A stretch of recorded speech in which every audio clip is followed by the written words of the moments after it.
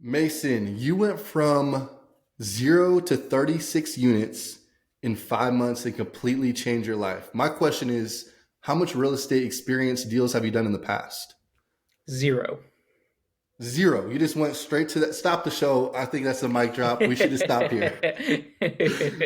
Mason, Yeah. honestly, I've followed your story now for a little while. I've heard a couple of your podcasts, and I'm super inspired. And I appreciate you being on the Growth House podcast. I'm Jesse Ray, Mason Miranda. Let's get started, man. Appreciate you having me, brother.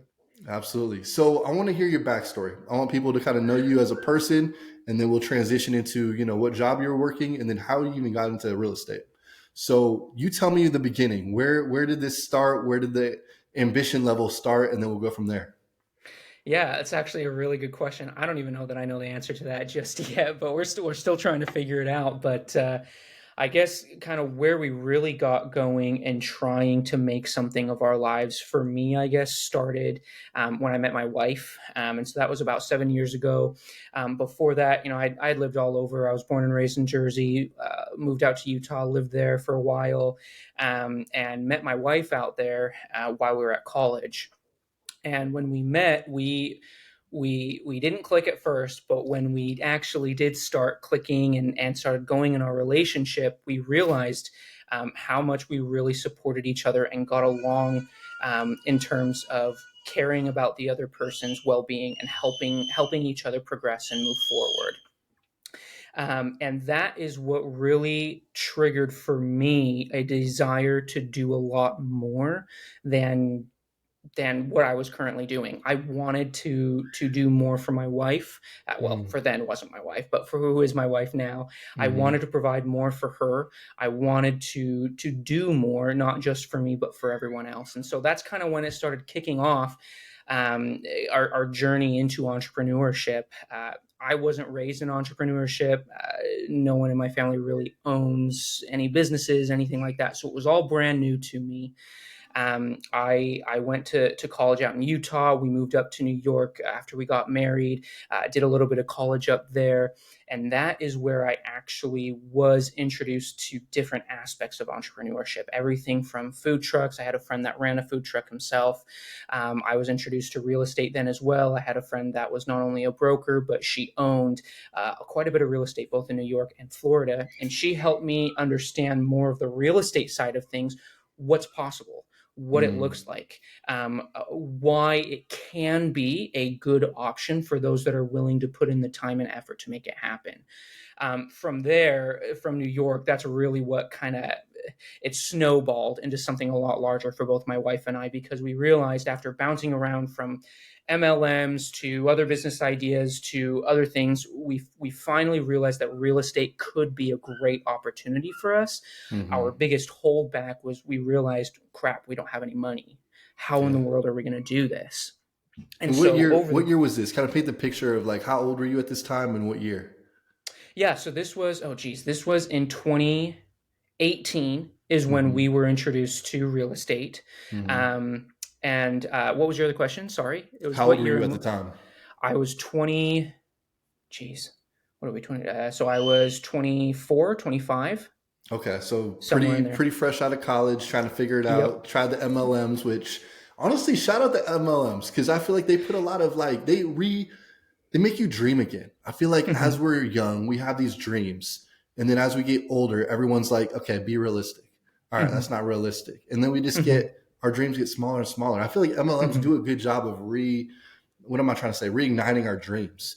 Yeah, sometimes that's not Yeah. the route that we want to go or the best Hmm. route for financial independence, but I do want to shout them out real quick.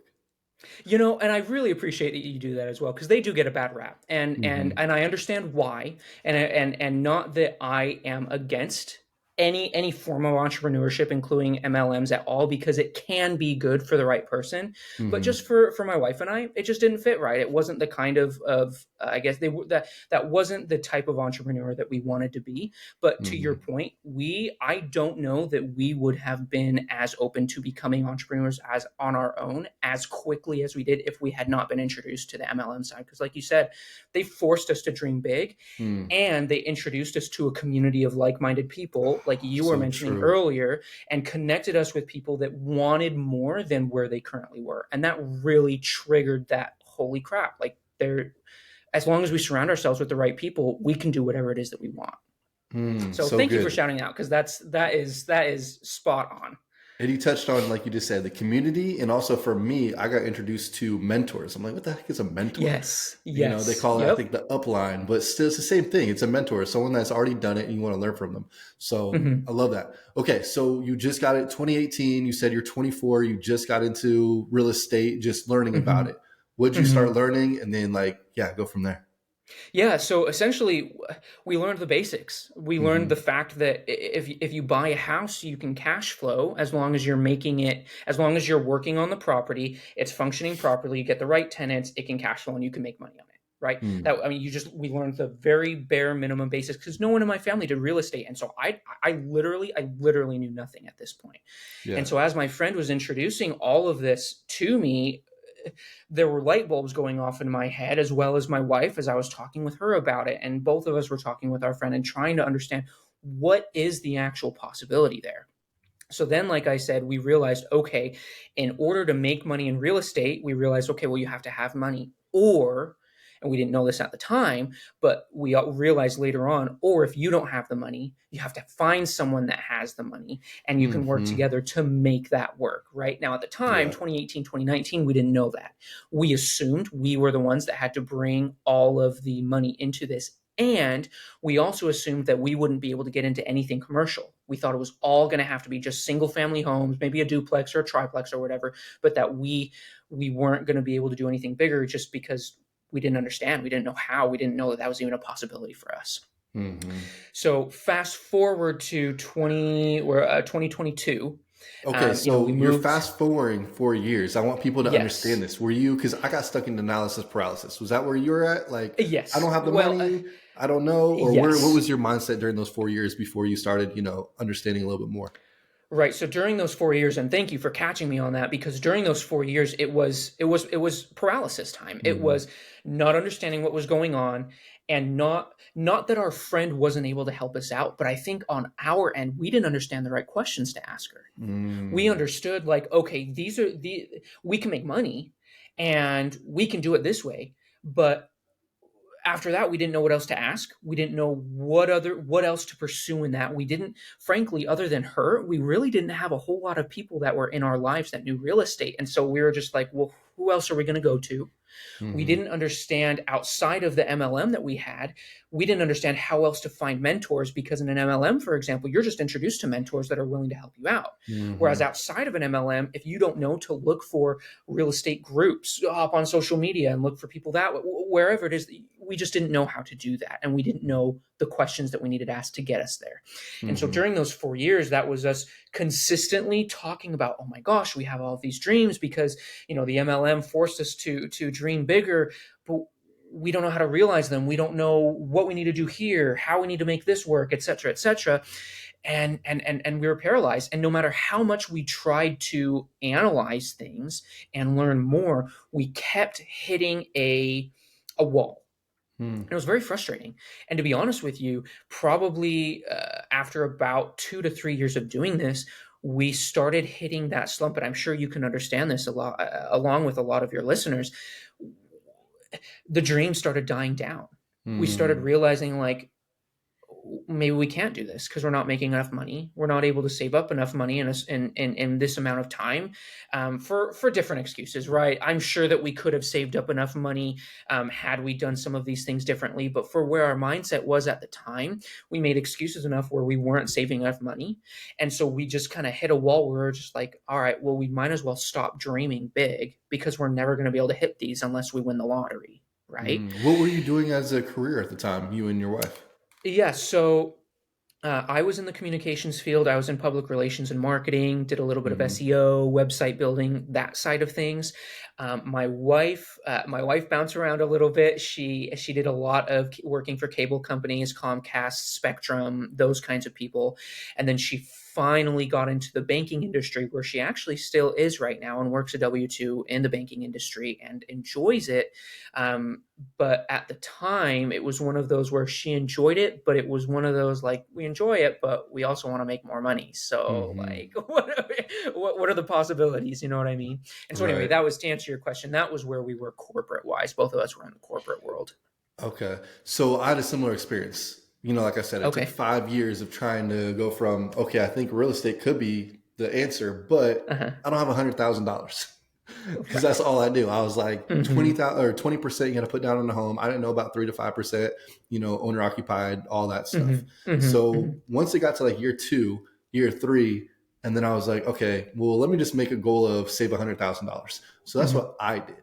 What Okay. was what was your, so let's just say 2018 and then 2022, what happened, then? Yep. So from there, after we hit that slump, we actually decided to just write off real estate for a little while. Mm-hmm. And we were just like, you know what, we're not going to worry about it anymore. But then what's funny is when we moved down to South Carolina, something triggered it. And I'm going to be honest, I don't know that I could nail down what it was that triggered it. It was just one of those in your brain, something triggered it and it just started going again. And we moved down in 2021, at about mid-year 2021, and then when we hit 2022 in February, I'm a person of faith. I do Mm-hmm. I do go to church, and at my church, I actually met someone that's part of Brian's podcast. Like we were talking Mm. about, she helps Brian run his. Her name's Caitlin, and she at Amazing. my church, yeah, she introduced me to Brian's podcast. She Mm. introduced me to not just Brian's, but just to the world of. I had never listened to a podcast before, to be honest with you. She introduced me to the world of podcasting and understanding that you can learn in a podcast, reading real estate business focused books, those kinds of things. And so I was like, oh my gosh, like I'm an idiot. How did I not know about all of this beforehand? And I was like, shoot, let's do it. And so I started getting into listening to podcasts, reading more books, both on entrepreneurship as well as real estate. And as I learned more and more, I was asking Caitlin more and more questions. And I understood, oh, these are the types of questions I need to ask. These are the kinds of things I need to look for. And finally, she was just like, hey, I got to introduce you to this group. This is the group that I'm a part of. They could probably help you out a lot. And so from February to May is that those couple of months is when I was doing the research. She introduced me to Brian in May, and that's when I joined. And then that's really when my real estate journey started hitting the pavement. And this is May of 2022? 2022, yes, sir. I'm Got it. sorry. I'm so sorry. This was May of this year, 2023. I apologize. So you got introduced to the podcast 2023 February, and Yes. then joined the community May of this year. May 2023. Yep. Sorry, I got my dates No, no, mixed you're up. good. It just makes me realize, like, talk about someone that takes action. And so obviously we want to hear about this deal. What made you want to join Action Academy? Which, shout out Brian, he's an awesome guy. I've Mm-hmm. been listening for about a year now, and he honestly is one of my inspirations to even get into podcasting, but actually Mm-hmm. stay consistent with it. I was doing it for a year before, but like I told you, we're just using it for like marketing, for reels, for Growth House. Right. But to Right. actually stay consistent and really have a focus on providing value for our community and audience, shout Mm-hmm. out Brian. So what made you excited about what Brian's doing with the community? I know it's growing like crazy. Kind of walk me through what was your mindset, joining. Yeah, so before joining, the questions that I asked Caitlin led me to understand that literally the whole purpose of the group is for exactly what we were looking for, which was mentorship, Mm-hmm. network, and education. Those Mm. were the three things that we were really lacking. And realizing that Caitlin was telling us that she started from level zero as well, right? The only thing that she had been introduced to was some Airbnb. And I believe at the time she did own an Airbnb, but otherwise she didn't know anything else. And she told me that she was also being introduced to all of these different asset classes, all of this education around all of these other asset classes that I had personally never even heard of before, realizing, okay, this dude's got the education, got the network, has mentorship. And I realized, you know what? Yes, they charge to be a part of this group, but after speaking with my wife, we realized we were like, you know what? We have been talking about this for 5+ years. We just need to pull the trigger on something and make it work. And Mm. heaven forbid it doesn't work. At least we now know what we need to be looking for. And so Mm-hmm. that was the thought process before joining the group.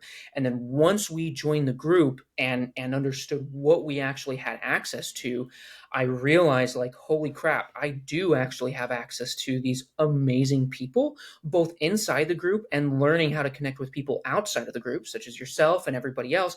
I realized that there's just this very easy concept of, heaven forbid, giving a crap about someone else and trying to help them, and in Mm-hmm. return they're also willing to help you out, and you just form relationships with people to move forward.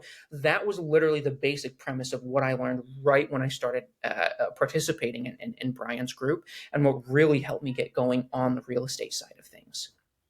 That's amazing. So you join Brian's group, you're getting introduced to all these different asset classes. And then at the, because a lot of people have squirrel syndrome, shiny object Oh syndrome. yes, They oh want to go yes. do this. And they're like, actually, no, I want to do this. And they Right. realize, oh, I'm not going to be amazing at this right away. Let me try this because maybe I will be. Guys, you're not going to be good at anything right away. It takes Yep. time. Hmm. So with that being said, did you just pick an asset class? Like, I'm diving all in into this one because I think this is my route.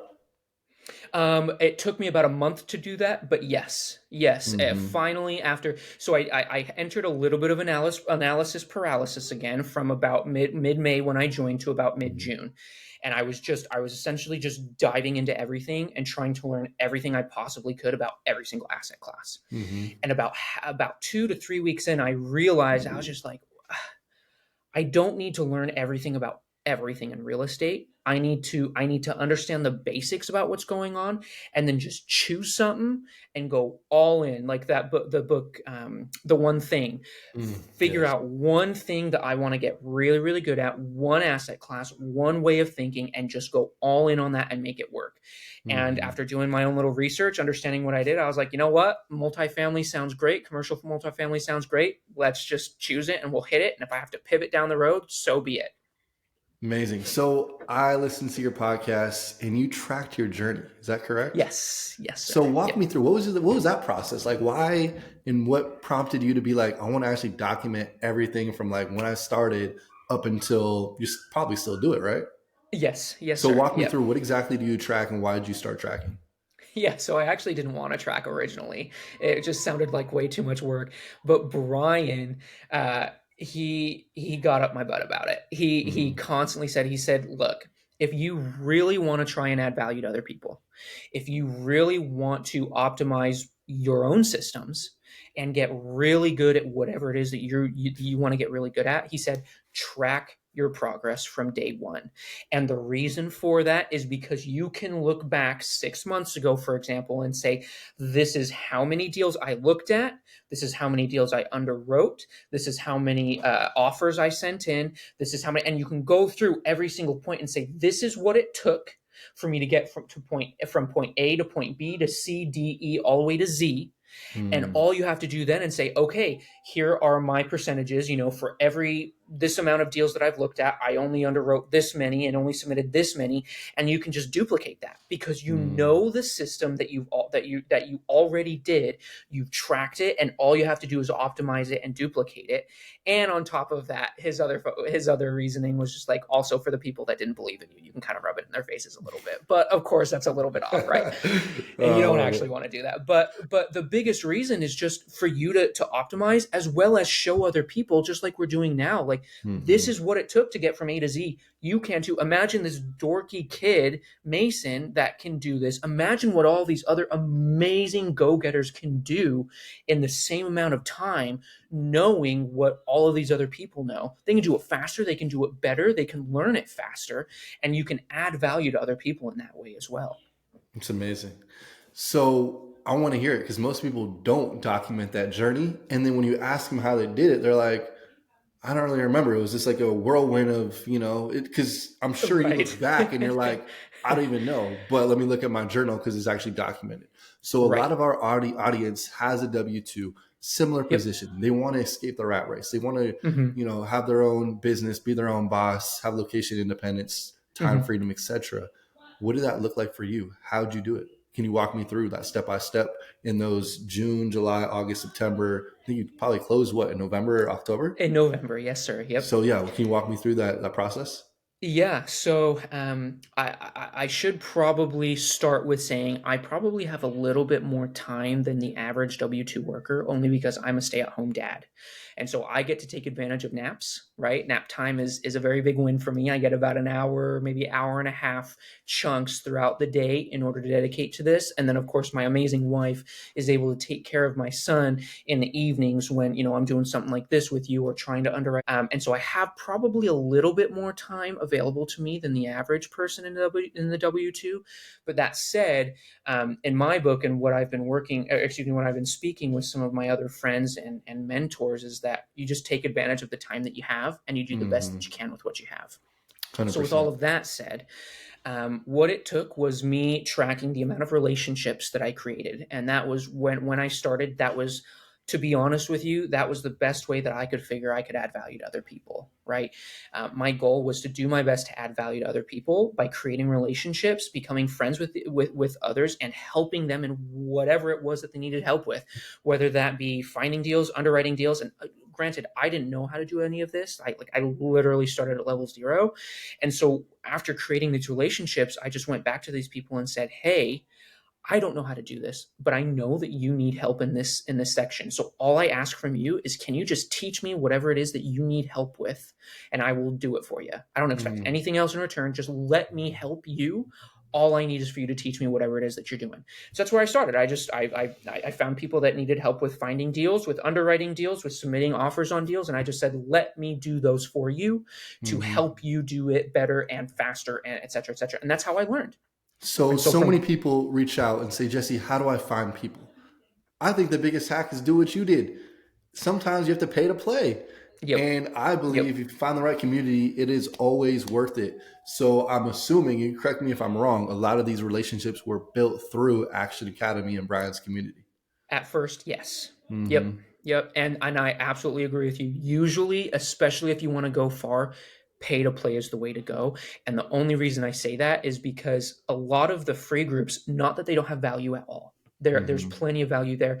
But if you're looking for very specific value and you're looking to get going somewhere quickly, at least Hmm. faster than other places, um, it's going to have to be a pay to play because it's exclusive, that already filters out people that aren't actually serious about things.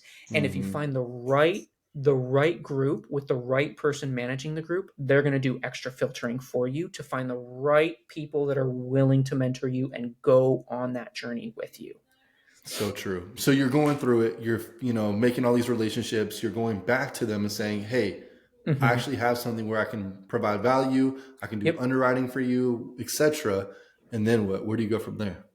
Yep. So from there, from that point, I started transitioning into, okay, I'm learning how to help these people. I'm helping them optimize their systems.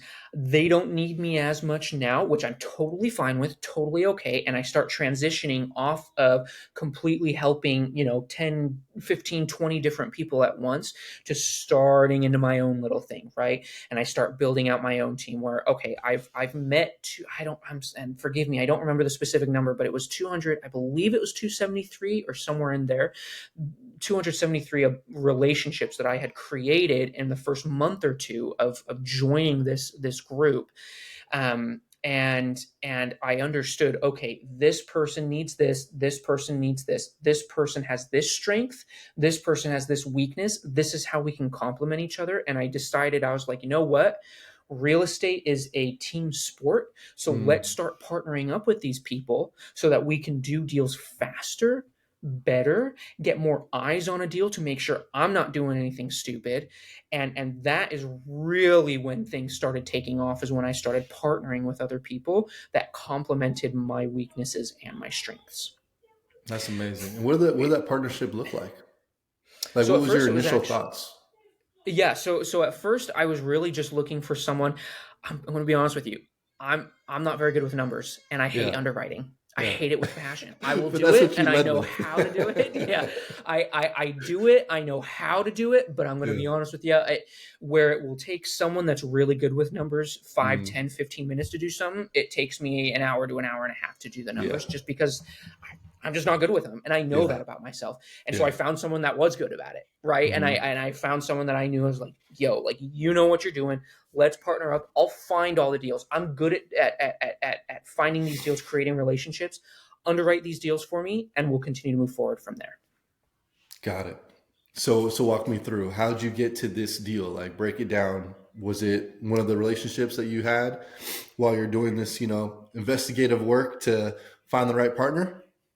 Yeah, so we actually didn't. So it was two separate deals, right? One Hmm. is a 24 unit motel, another one is a 12 unit multifamily property. Okay. Nice. Both of those we found end of August, beginning of September timeframe. And in between, from that June time when I really got going in multifamily to August, was a lot of relationship building, a lot of figuring out who we wanted on our team and how we were going to move forward with those people on the team. Hmm. And it was just trying all of it. It was just throwing stuff out there and figuring it out and failing and correcting and failing some more and correcting some more and sucking at this and doing better at that. And eventually we got a system down where we were submitting what we were finding. I think we got up to about, we were probably getting about 4 to 5 deals coming into the inbox a day, Oh, wow. underwriting probably about half of those within 20, wow, it wasn't within 24 hours at first. It was within probably about a week, right? But about getting about half of them underwritten within a week, and then Hmm. submitting LOIs within 2 weeks during the course of those first few months. Started optimizing the systems, starting doing better at just getting things faster, just because we were getting better at it. We were learning and correcting some of those things. Come August time, we had this deal that a seller had come to one of my partners with, and they just said, "Hey, I have this motel. We want to get rid of this. This is the amount of money that we're looking for. What can we do?" And we started the process of okay, well, we need these documents, we need to understand this and that, and the whole process of due diligence and all of that. Both my mentor and I, which we found at end of June by getting under contract on another deal that didn't end up going through. But my mentor and I, as well as the third person on this deal, we kind of got our heads together and figured out, okay, this is how we're going to do it. These are the questions that we're going to ask. And we got under contract in September. Once we got Nice. under contract in September, we realized that we made some mistakes. We didn't ask for all of the documents that we should have, and we delayed. We were originally supposed to close on that property beginning of October, and we extended twice because we didn't get all the information that we needed, but we knew it was a good deal. And so when we Mm. extend, and so during all of that period of extending and asking for information and due diligence and blah blah blah, all of that stuff, we finally were able to come to a day where we got all the documents. We were comfortable with everything they had told us. The numbers added up and they looked right, and we were ready to close. And we said, okay, November 15th, that's going to be our close date. As long as you're cool with it, everything on the seller fine, because it was a full seller finance deal. We're working with Hmm. title company on it. And so as long as title says we're good, we'll go ahead and close on that, right? Meanwhile, during all of this, come September, another deal popped into our inbox, which was the 12 unit that we were just like, holy crap, another seller finance deal is here. This could be really, really good. Same process. Mentor You and want to I, walk? we You want to kind of, walk through some numbers on this one? yeah, absolutely. Sure. On the Yeah. 12 unit. Yeah. Let's see that. Yeah. So originally they came to us with a $1.25 million purchase price. Hmm. And the seller financing terms, they told us, come to us with the terms that you want, and let's see what we can work out. Eventually, after speaking with them and going a lot of negotiation back and forth, we got them down to, I believe it was a 1.2 purchase price at 4.5% interest only for the first year, Hmm. 5% for the remaining 3 years. It was a total of a 4-year balloon, is a total of a Hmm. 4-year balloon. Amortization period was 35-year amortization period, which is unreal. Usually it's 25 to 30, and we were Mm. grateful we were able to negotiate. That was really just for context on this deal. That 35-year amortization period was what really made the deal, because we're able to cash flow a lot more on this. We wouldn't have been able to purchase it and bring on all of our capital partners if we had not had the cash flow through those terms that we had negotiated with them. So that made it so the monthly payment was less. Yes. Got it. Okay. Yes. And then the The balloon. higher Want the to just explain? Actually, go ahead and explain what you were just about to say, and also explain the balloon because I think a lot of people getting into real estate might not understand that as well. Okay, awesome. Yeah. So the amortization period is basically you just saying this is how many payments I'm going to be making each month over the course of however many years, right? So if I'm only, let's say I'm only paying, once a month for 25 years and you're trying to pay off a specific amount of money, that's going to be significantly higher monthly payment than spreading it out over 35 years. Mm-hmm. Does that make sense? Totally. And so that's the amortization period and why that increased our cash flow and why it made that deal so good. And then to your other point, the balloon period, usually, especially on a seller finance deal, what you'll find is that there's an overall purchase price of 1.2 million, for example, and they'll say, here are the terms and these are your monthly payments. But instead of you paying it off in the 35-year amortization period, we'll keep the monthly payments at that, like you're going to be paying it off over 35 years. But I actually want you to pay off whatever you haven't already within 4 years or within 5 years or within 6 years, whatever that balloon payment deadline is. And so Mm-hmm. we're making these monthly payments right now like it's on a 35-year amortization schedule. But whatever is left on our loan at the end of 4 years, we have to pay the lump sum at the end of that 4-year mark. And then I how do you hope guys that under figure? that No, that that makes was sense. that was beautiful how you described all that. Okay. So at the end of that 4 years, how are you guys going to be able to pay all that off, all the rest? Right.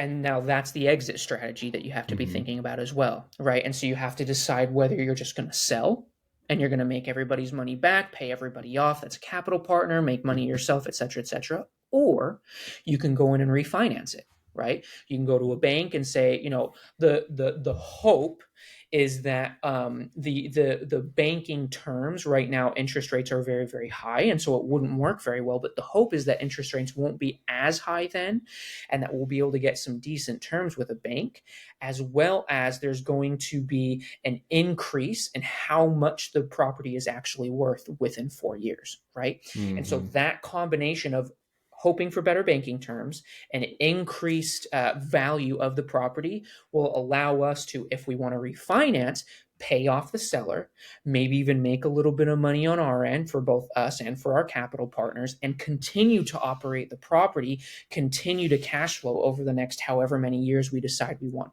to run this property until we actually sell. Got it. So 12 unit, you negotiated down, and then you got great terms. And then from there, what happened? Was there a bunch of extensions like the other deal? Luckily, no. And we were very, very grateful. So we got under contract. We had our inspection. We were very grateful. We worked in some great contingencies in there. Inspection was one of them. And what we did is after the inspection, we realized that there were some issues with the property that we wanted to fix ourselves. Excuse me.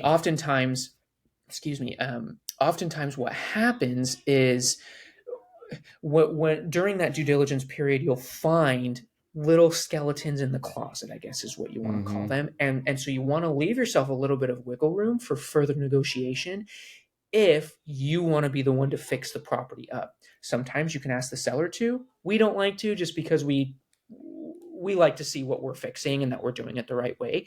And so we Mm-hmm. just went back to the seller and said, look, these are all of the things that the inspector laid out to us that really aren't all that great. We need a decrease in price by this much. And if not, like, no hard feelings. We're going to get our EMD money back. We're going to pull out of the deal and go our own way. We negotiated. We got an additional $70,000 knocked off the purchase price and continued to move forward from there. It was fantastic. It worked out beautifully for everybody. The seller still got as much as they were hoping for, and a little bit more, especially with the seller financing terms. Everything just worked out great. From there, we just moved forward, got everything taken care of with title, and paid everybody off, and did whatever it is that we needed to do, and closed on this 12 unit on the same day that we closed on the motel. That's amazing. Okay, a couple questions. Yep. Selfishly, these are for me as well. So, Okay. how many people were a part of the team to Okay. do this deal? And was hmm it the same team for both deals? So there were on the 12 unit, asset management wise, it was just myself and my mentor. Mm-hmm. For the motel, there was only three of us. There was myself, my mentor, and then our boots on the ground guy. Only Mm. three of us for the motel. Now back over to the 12 unit. So myself and my mentor were the asset managers on this one. And then we actually brought on six other people as capital partners to help us in paying. It was a total, I think I forgot to mention this, 30% down payment is what the seller was Mm. expecting as well. And so Hmm. we had to raise for down payment plus our renovation costs and some of the closing costs. We needed to raise a total of $440,000. And Hmm. so that looked like going to six other people that were willing to bring in different shares, I guess you could call them, whatever it is that you want to call that, bring on a certain amount of money. And we worked out a percentage ownership that each of them get in the deal on top of what both my partner and I, my mentor and I, are getting on the deal. Nice. What made you decide to go the ownership, have equity in the deal versus, let's say, like more of a private money lender? It's a really good question. So private money lender often, at least from what I've seen, and you can correct me if I'm wrong, if I'm saying something wrong, but they work similarly to a bank in Hmm. that they have fairly high interest rates right now, Hmm. and so we would have run into the same issues going with a private money private lender, however it is that you want to do it. Same issues there as it would have been with a bank, and just that the debt is too expensive, Hmm. and the deal wouldn't have worked because of how expensive the debt is. And so we decided, we're like, well, if we're able to bring on capital partners that are willing to just take a percentage of cash flow after expenses and take a profit on the net equity gain at refinance or sell, that would make the deal work a lot better. And we can control how much my partner and I are making, because we decide, with all of these capital partners, we decide Hmm. who's getting how much of the cash flow after all of the expenses, after everything's already paid for. Then we divvy everything up amongst all of ourselves, if that makes sense. Got it. No, perfectly.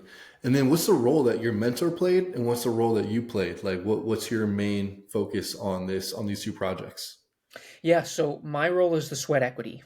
And so Hmm. if there's something that needs to be done, I'm the first one to make that happen. And my mentor is the advisory role, and financial backing, right? And so he has really good books. His finances are really good, and so that's a major part.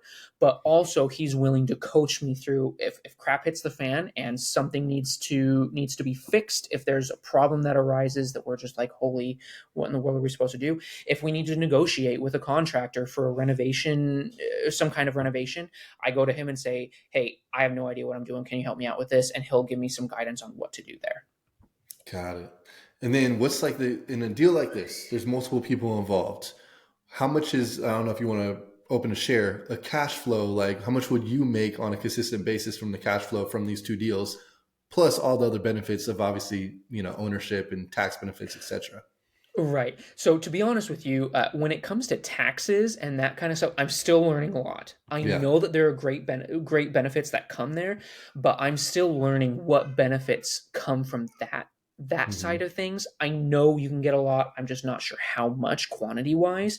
With that said, on the Kansas City deal, for example, I am a 12% partner, meaning Hmm. I do all the asset management, and I get 12% kickback both on cash flow and on the net equity at seller refinance.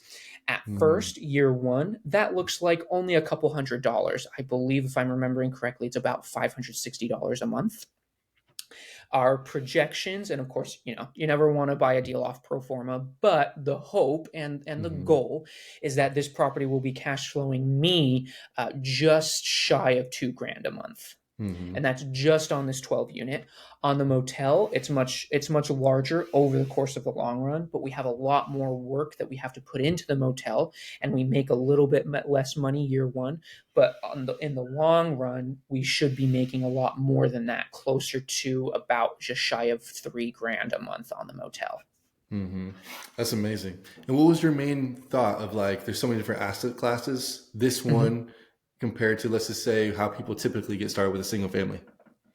Yeah, there were a lot of thoughts that actually went into that, but put very, very simply, single family homes for me would take too long. I want cash flow quickly, and Hmm. I also have time on my hands. And so I have the ability to put in more sweat equity up front and a little bit more time up front to set up systems on a multifamily. Whereas if I can get that system set up on a multifamily, let's say in year one, for the next 2 to 3 years, there's not as much set sweat equity going in over the course of those next few years because Hmm. I front loaded all of that. Yep. And so there's a little bit, there's a little bit, there's strategy to it because I don't want in the long run to have to put as much time into these as I'd like. And because they're Hmm. larger deals, there's more cash flow to play with. Whereas in a single family home, you know, you if you lose rent for 2 or 3 months, that's significant. Like Hmm. you're gonna have to make up for a lot, or heaven forbid an HVAC goes out. There goes 4 or 5 months Yes. worth of your rent, the cash flow that you're supposed to be That seeing. You know what goes I maybe mean? even a couple of years, Oh, right, exactly, right, depending on what you're doing right. with a single And family. and Yeah. and and it just for me and how my wife and I and what our goals are, it just didn't Hmm. make sense to go the single family route. I love it. So before we wrap up, what's next for Mason? Like Mason, I could literally, I forgot the time. I'm like, damn, we got to wrap it up. I could go another 2 hours with you. But what is next for you? What do you see on the horizon? What kind of deals are you looking for right now? Yeah, so my goal for 2024 is to own a minimum of 200 units. And so I'm going Hmm. pretty hard on that right now. We already have a few deals in the pipeline that we're hoping to get under contract here in January. The great thing is that we've already set up a system over the past 6 months that we're able to duplicate now. And so we're hopeful that we can do things faster and a little bit more optimized as we're moving into 2024. So what's next? It just looks on. I mean, keep chugging forward, keep looking for multifamily deals. We're going to dive in. My mentor's big into self storage, so we're probably going to do some self storage deals. And we're going to really go hard on trying to expand our portfolio so that we can expand our cash flow and add value to other people. That's amazing. I'm excited to follow your journey. If you had someone, there's a Mason out here right now who got introduced to a Caitlin who put him on and or she on, and they're looking and like, what do I do next? What's my next step? This is Mhm. for someone that maybe doesn't even have a community yet. Maybe they have a community, but they want to take action right away. What's Mhm. that one piece of advice that you would tell them to do today? Uh, Network. Hmm. Join a community. Do as much research as you can to find a group of people, paid or not, a group of people that are going to help you get to wherever it is that you need to go. Usually, that looks like people that are 5 years ahead of you where you want to be. Those people can feed into you and help you get there. 1000% agree. Before I ask you how people reach out to you, we are all about go. We're a go giving community.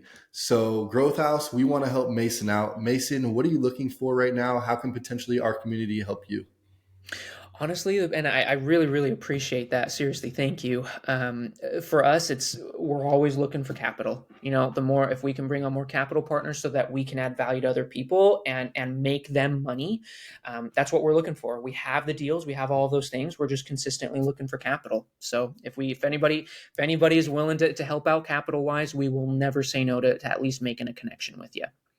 What does capital typically look like? What's like the minimum that you guys typically bring on board for the team?